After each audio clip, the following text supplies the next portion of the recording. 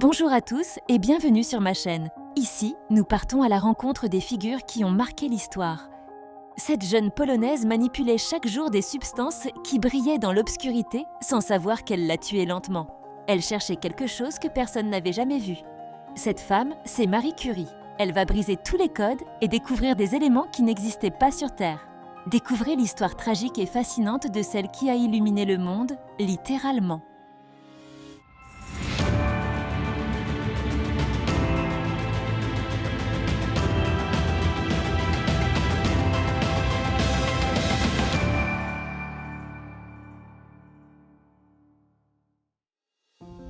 Marie Curie, ce nom, tout le monde le connaît. Il est synonyme de génie scientifique, n'est-ce pas? Mais et si on se disait que son plus grand combat, ce n'était pas contre les lois de la physique, mais contre les préjugés de son époque? On va plonger ensemble dans l'histoire incroyable de cette femme qui a dû se battre, mais vraiment se battre, pour chacune de ses découvertes. Pour bien commencer, imaginez un peu la scène. On est en 1903. Le comité Nobel s'apprête à récompenser son mari et un de leurs collègues pour leurs travaux, en l'ignorant complètement, elle.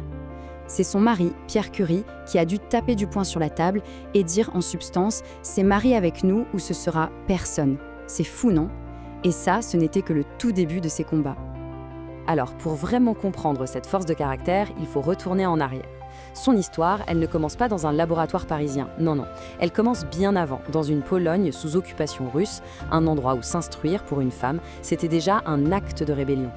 Maria Sklodowska naît donc à Varsovie, dans un contexte où même parler sa propre langue, le polonais, était un acte de défi.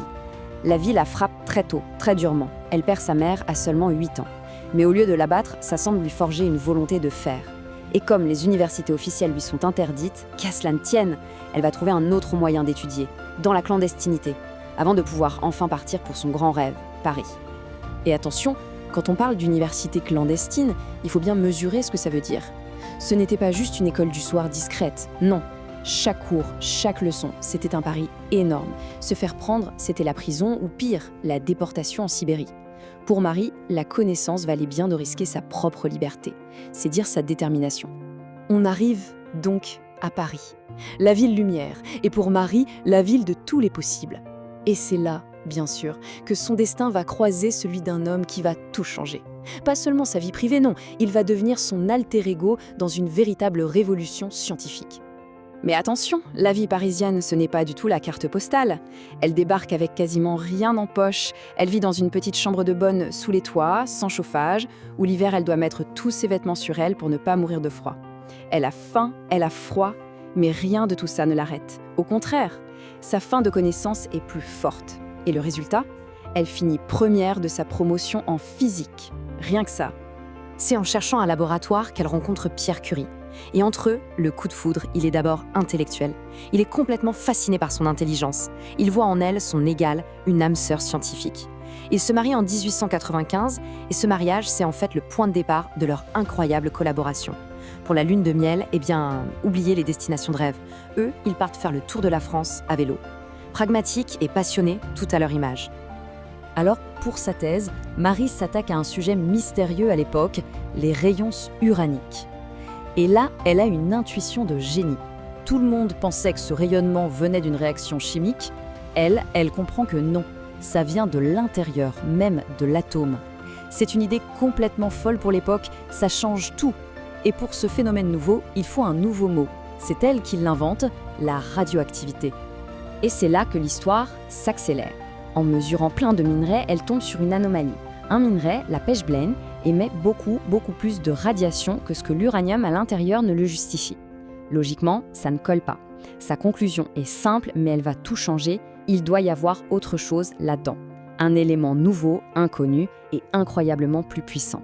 La chasse au trésor scientifique est lancée. Et cette quête, ça va être le travail d'une vie. Un travail de titan. On ouvre un nouveau chapitre, celui d'un effort physique absolument surhumain, pour transformer cette intuition en preuve scientifique. Pour trouver leurs fameux éléments mystères, oubliez les petites fioles de laboratoire. Il leur a fallu traiter 8 tonnes de minerais. 8 tonnes! Pour se faire une idée, c'est le poids de plusieurs voitures. Et tout ça, ils ont dû le concasser, le faire bouillir, le filtrer, quasiment à la main. Et ce travail de forçat, ça a duré 4 ans. 4 longues années. Pas dans un labo moderne. mais dans un vieux hangar glacial, plein de courants d'air, avec un toit qui fuyait. Hiver comme été, Marie était là, debout, devant des chaudrons géants, à remuer des liquides bouillants, avec une barre de fer presque aussi grande qu'elle. Alors, après 4 ans de ce régime, après avoir traité 8 tonnes de roches, le résultat de tout ça, 1/10 de gramme, c'est tout. À peine une pincée de poudre blanche. Mais cette minuscule pincée, c'était du radium pur. Et ça allait absolument tout changer, pour la science et pour la médecine. Mais au milieu de toute cette fatigue, il y avait des moments de pure poésie. Ils racontaient que la nuit, ils retournaient dans leur hangar, et dans le noir complet, leur petite fiole de radium brillait d'une lueur bleu-vert, un peu fantomatique. C'était leur récompense, la lumière au bout du tunnel, au sens propre du terme. Cette découverte, évidemment, leur apporte la gloire mondiale. Mais cette période de triomphe va être brutalement interrompue par une tragédie, un drame personnel absolument terrible. Cette décennie, ce sont vraiment les montagnes russes émotionnelles. 1903, la consécration, le premier prix Nobel, la gloire. Et puis, à peine 3 ans plus tard, le drame absolu. Pierre meurt, renversé par une calèche. Son monde s'effondre. On pourrait penser qu'elle va tout arrêter, mais non. Elle reprend le poste de Pierre à la Sorbonne, devenant la première femme professeure de l'histoire de l'université. Et en 1911, elle réalise l'impossible. Elle décroche un 2e prix Nobel. La question est immense, vraiment. Comment on fait? Comment continuer après avoir perdu son partenaire de vie et son partenaire de science? Où est-ce qu'on trouve la force, pas seulement de continuer à vivre, mais de continuer à être une scientifique de génie? Sa réponse, ça a été de continuer à foncer. Et de continuer à briser les barrières, une par une. Pensez-y, première femme en France à avoir un doctorat en physique. Première femme à recevoir un prix Nobel. Première femme professeure à la Sorbonne.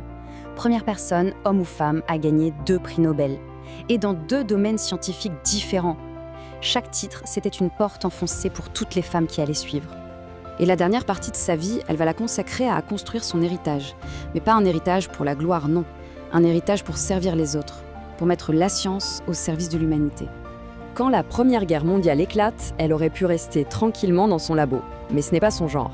Elle a une idée, utiliser les rayons X pour localiser les éclats d'obus dans les corps des blessés. Alors elle équipe des voitures avec du matériel de radiologie, ce seront les fameuses petites Curie. Elle forme 150 femmes pour les utiliser et elle va même jusqu'à les conduire elle-même sur le front.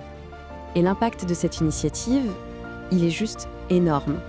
On estime que plus d'1 million de soldats blessés ont bénéficié de ces unités mobiles. Pour des milliers d'entre eux, ça a fait toute la différence. La différence entre garder un membre ou être amputé. La différence entre la vie et la mort. Tout ça grâce à l'idée d'une seule femme. Après la guerre, elle ne s'arrête pas. Elle a une vision à plus long terme. Elle veut créer un centre de recherche de pointe. C'est comme ça que naît l'Institut du Radium, qu'on connaît aujourd'hui sous le nom d'Institut Curie. Très vite, ça devient un pôle mondial pour la recherche contre le cancer. Un héritage bien vivant qui continue de sauver des vies tous les jours. Il faudra attendre longtemps pour la reconnaissance suprême de la France. C'est seulement en 1995 que ses cendres, avec celles de Pierre, entrent au Panthéon. Et c'est un symbole incroyablement fort. Elle est la toute première femme à y reposer pour ses propres mérites, pas parce qu'elle était la femme de quelqu'un, pour son propre génie. Et pour finir, un dernier fait qui résume tout. Ses carnets de laboratoire, ceux où elle a tout noté. Aujourd'hui, ils sont conservés dans des boîtes spéciales, doublées de plomb. Pourquoi? Parce qu'ils sont toujours radioactifs. Et ils le resteront pendant encore 1500 ans. C'est l'héritage incroyable et presque éternel d'une vie entièrement dédiée à la science. Marie Curie nous a légué bien plus que des découvertes scientifiques. Son sacrifice personnel nous rappelle aussi que la science a parfois un prix. Marie Curie a littéralement donné sa vie pour faire avancer la connaissance humaine. Aujourd'hui, l'Institut Curie continue son combat contre le cancer et son nom brille éternellement dans l'histoire des sciences. Vous avez aimé découvrir cette figure historique? Abonnez-vous pour plus de portraits de personnages extraordinaires et activez la cloche pour ne rien rater de nos prochaines vidéos. Dites-nous en commentaire quel portrait vous voudriez voir à l'avenir. À très vite pour de nouvelles aventures.